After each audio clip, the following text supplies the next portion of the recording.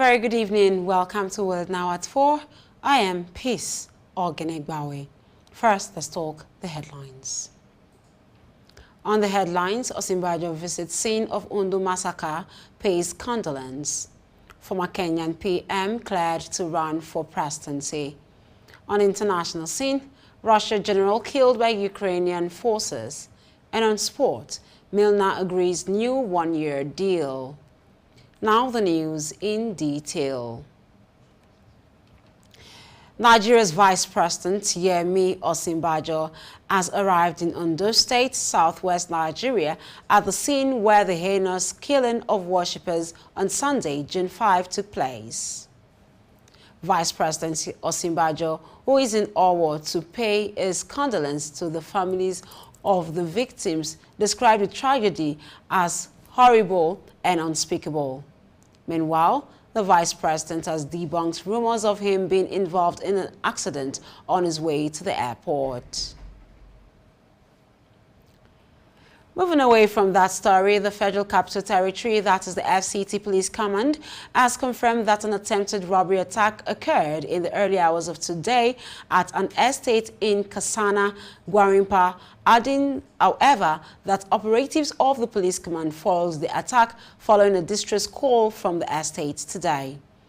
This statement by the spokesperson of the FCT Police Command, DSP Josephine Ade, said the attention of the FCT Command was drawn to the news making the rounds in some sections of the media space, alleging erroneous that bandits attacked an estate in Gwarimpa Estate in Abuja and abducted residents.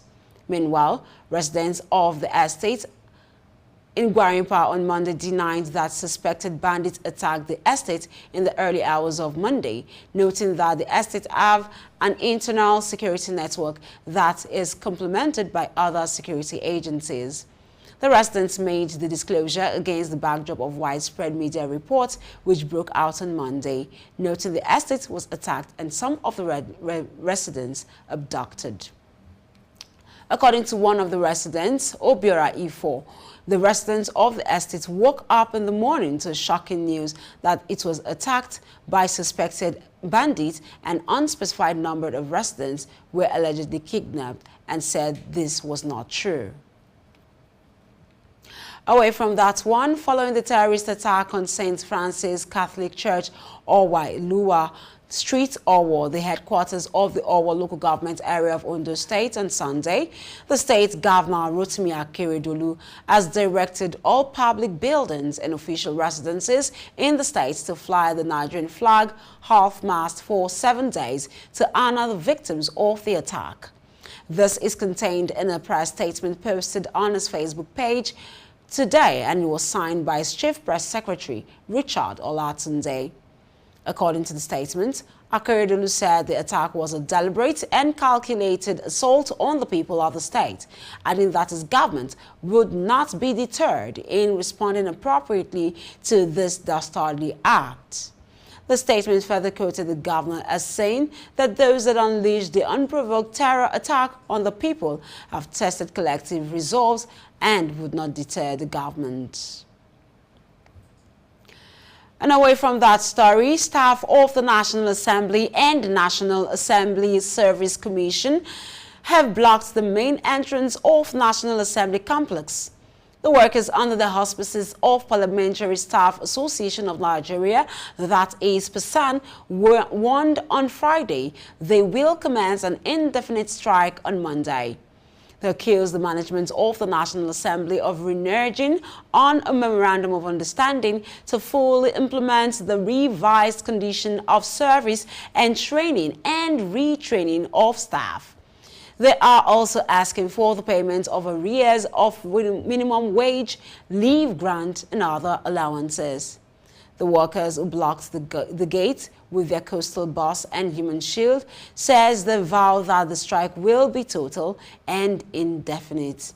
They also want other members to stay at home from Tuesday in furtherance of the indefinite strike.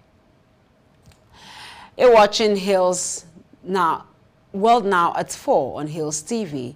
When we return, news from other parts of Africa. Just stay with us.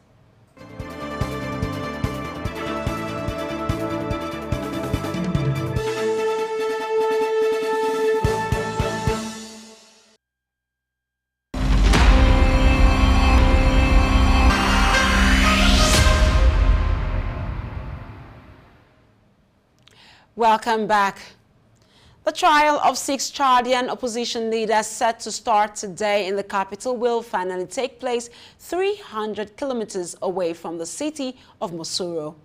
If the leaders were jailed for disturbing public order during demonstration, which French-owned petrol stations were vandalized, they said they denounced an arbitrary detention. In Chad, the trial of 6 opposition leaders set to start today will finally take place in Jamena, north of Jamena, and public prosecutor of Jamena Court of First Instance chose the city of Mosuro, citing security concerns. Meanwhile, 2 of the 6 Wakit Tama coalition members to be tried are lawyers, and the arrested leaders started a hunger strike on May 23, denouncing what they called an arbitrary detention, and they are transferred in a high-security prison. The first appearance in court follows nationwide protests. The opposition coalition organized on May 14, and the demonstrators protested against the military transitional government and France backing off the authorities. The trade unions of Chad also demands the release of the opposition figures. And out of Kenya, where veteran Kenyan politician Raila Odinga has announced today that he has chosen the country's Iron Lady, Martha Karua, to serve as his running mate in the presidential election due in August. And to promise you that we are going to conduct ourselves as candidates and also members of our movement in a manner that conforms with the requirements of the electoral laws. If the pair wins the high-stakes polls, Karua, a lawyer and former justice minister, will become Kenya's first female deputy president. Karua, a former presidential candidate herself, earned the moniker Iron Lady as she rose through the male-dominated ranks of Kenyan politics. She was deeply honored to accept the nomination, according to a speech describing it as a moment for the women in Kenya. The announcement came a day after Odinga's rival, Deputy President William Ruto, picked a former aide turned fierce critic of President Uhuru Kenyatta to be his running mate. Respectfully, we want to request our friends in the fourth estate, the media, we want to request them to be fair. So far, we have been treated unfairly. Brought up in a rural area of central Kenya, Karua, an ethnic Kikuyu, was appointed a magistrate at aged 24 before becoming an MP a decade later. Well, now at 4 on Hills TV continues after this break.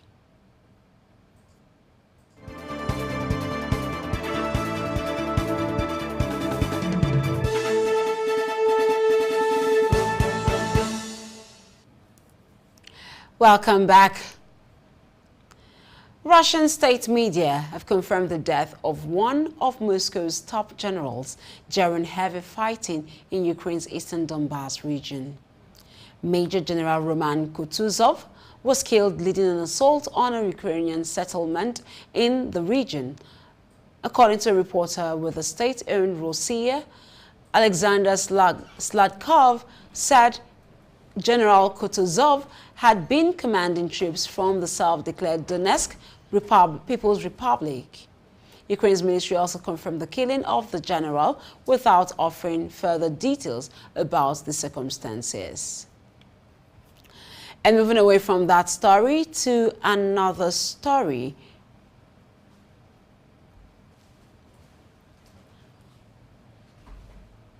Up next is business news. Just stay with us.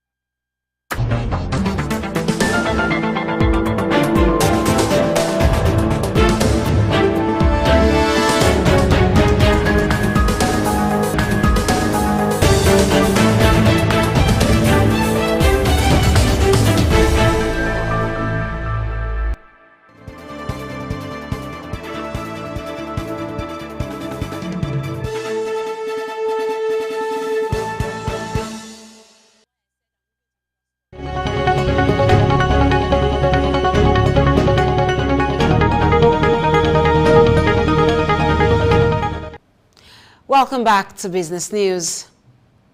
Following the perennial power outages currently being experienced across the country, findings have shown that 20 gas power plants are currently underperforming, leading to power generation droppings below 2,000 megawatts. Spokesperson for a distribution company, Godwin Idemudia, told newsmen that the station currently got low allocation from the Transmission Company of Nigeria. According to Idemudia, as of Saturday, load allocated to it was mere 240 megawatts out of 861 megawatts expected. Nigeria has 23 power generating plants with 11 165 megawatts capacity connected to the national grid. These plants are managed by the operation companies, which is the generation companies, which are the GENCOs, independent power providers, and Niger Delta Holding Company. And out of the 23, the 2 are hydro plants. The Transmission Company of Nigeria had blamed the situation on a combination of issues ranging from gas restraint, fault, and technical problems within generating plants, which caused persistent low generation and consequently low load allocation to distribution companies nationwide. Away from that story, the European Central Bank is set to draw a line under its massive bond buying stimulus program at a meeting in Amsterdam on Thursday as inflation in the Eurozone soars to all-time highs. The decision, already extensively flagged in advance by senior policymakers, is then expected to pave the way for the ECB to raise its interest rate for the first time in over a decade in the weeks that follow.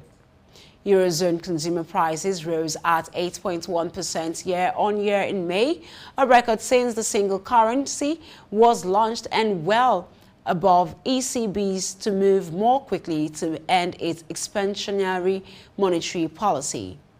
Meanwhile, the ECB is lagging behind the central banks in Britain and the United States, which have moved aggressively to try to stamp out inflation. And now to another business story.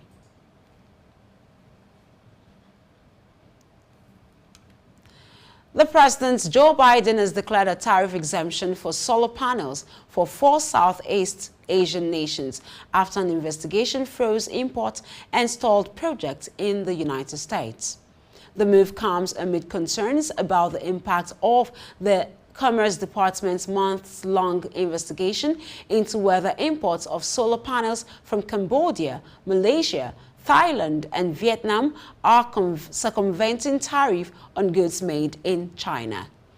Biden's action would allay companies' concerns about having to hold millions of dollars in reserves to pay potential tariffs.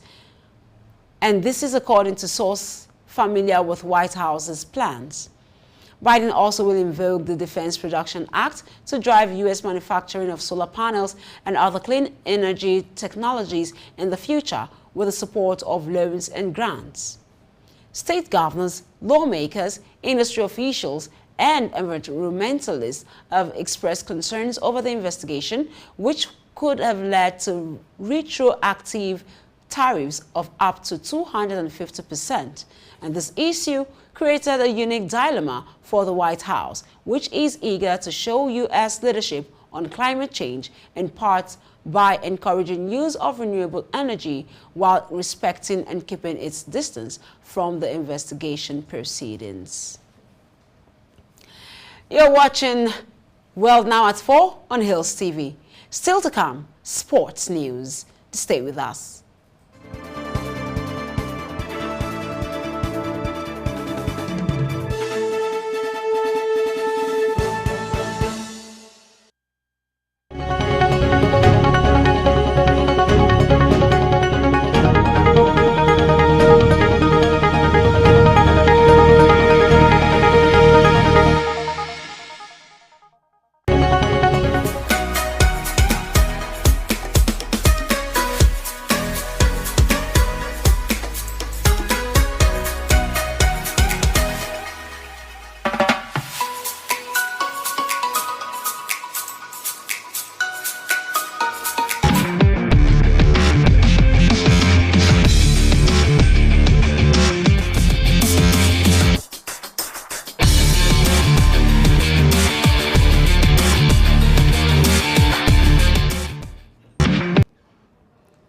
Good evening and welcome to Sport News on World Now at 4.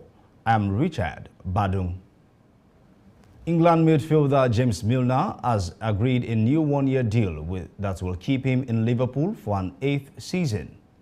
The former England midfielder, 36, joined Liverpool on a free transfer in 2015 after leaving Manchester City. He has made 289 appearances for the Reds and has won 6 major trophies, including the Premier League, Champions League, FA Cup and League Cup. It is understood Milner has accepted a contract with significantly reduced terms. In order to remain at Anfield, Milner would have been Liverpool out of contract James at the Milner. end of the month at offers from at least 1 Premier League club and 2 from overseas, but has chosen to stay with the Reds on a new deal that runs until the summer of 2023. Having made his Premier League debut for Leeds United in November 2002 at the age of 16, Milner's new contract will see his career in the English top flight extended to 2 decades.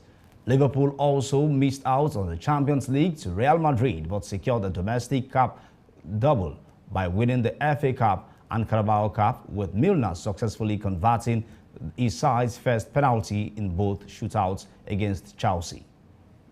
Over to basketball, where Stephen Curry scored 29 points as the Golden State Warriors beat the Boston Celtics 107-88 in Game 2 of the NBA Finals.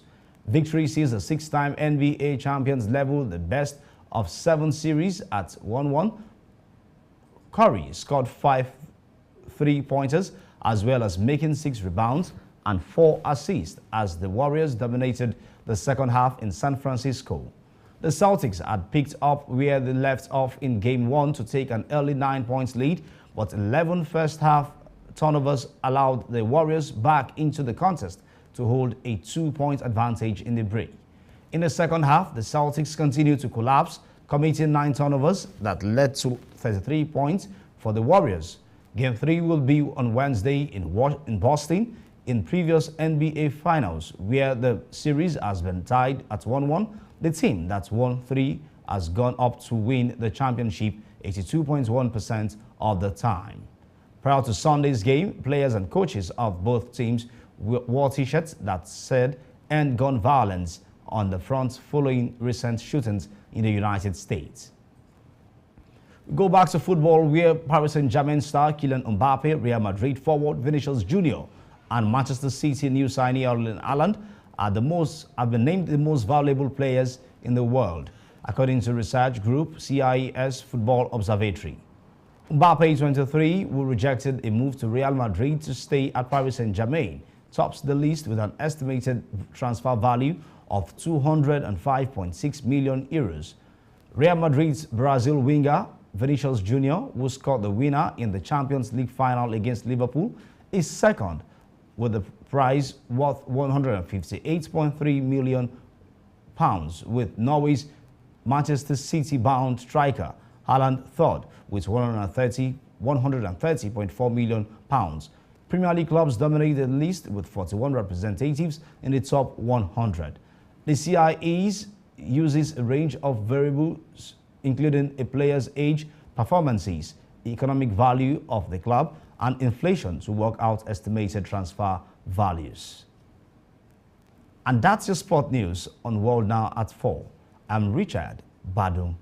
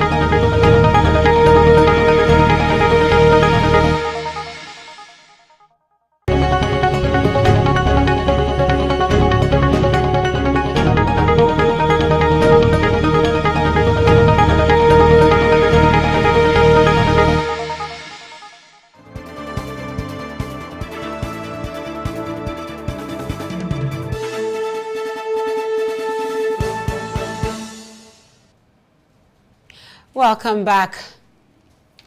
Several attempts by agents of drug cartels to break through the security at Nigeria's main airport in Lagos and Abuja with large consignments of assorted illicit substances have been thwarted by operatives of the National Drug Law Enforcement Agency, that is NDLEA.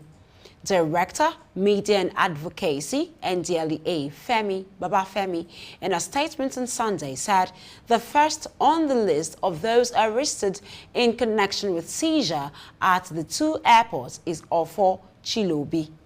He said the illegal consignment was packed into other items such as canned drinks, liquid bitters, and other non-controlled drugs, as the drugs were concealed inside other vegetable leaves and food condiments such as bitter leaves, scent leaves, and pepper, all packed in bags for shipment to the United Kingdom. According to the reports, no fewer than 11 members of the trafficking syndicate have been arrested in connection with the seizures. Besides the 11 suspects, a 35-year-old physically challenged lady, Kasarachi Onumajuru, who hides under a condition to deal in drugs in Umudumonu community in Bitolu local government area of Imo State, was also arrested May 29. Babafemi said the Brigadier General Buba Marwa, who is the chairman of the NDLEA, commended the officers and men of MMIA and NAIA commands of the agency for sustaining the hit on drug cartels. And that's World Now at 4. But before we go, here are the headlines again. We told you that Nigeria's Vice President, Osinbajo, has visited the scene of Ondo massacre as he pays his condolence. Former Kenyan Prime Minister has been cleared to run for presidency. And Russia general has been killed in Ukraine by Ukrainian forces. And on sport, Milner has agreed to new one-year deal. Remember to visit us on Facebook at Hills TV, Instagram at Hills TV, and subscribe to our YouTube channel as Hills TV. I am Peace Ogenegbawe. Thank you for watching.